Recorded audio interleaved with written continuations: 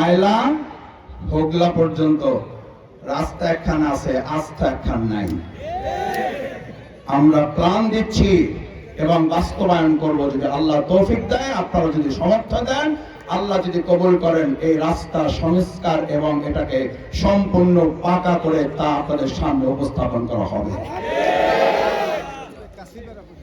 এভাবে প্ল্যান আমাদের আছে,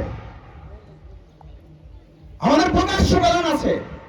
আমরা 15টা ইউনিয়নের প্রত্যেকটা ইউনিয়নের আলাদা আলাদা বেসিস করে আমরা প্ল্যান পেশ করছি। সাংবাদিক বৃন্দ এখানে আছেন। আমরা ধুলিয়াতে প্ল্যান দিয়েছি, আমরা কেশবপুরে প্ল্যান দিয়েছি, আমরা বগাতে প্ল্যান দিয়েছি, আমরা নমালা ইউনিয়নের পরিকল্পনা দিয়েছি, আমরা বাউফলের পরিকল্পনা দিয়েছি।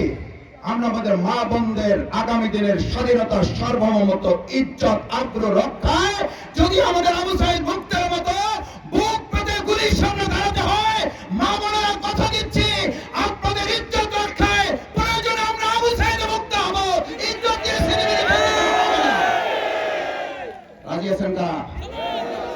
আমার মা বোনেরা দেখেন, আমার মা বোনেরা দেখে রাখেন, এই ভাইয়েরা আপনারা একজন ভাই হয়ে আগামী দিনে আপনাদের ইজ্জত আপনাদের লুণ্ঠনকারীদের সামনে তেরে মতো দাঁড়িয়ে যাবে।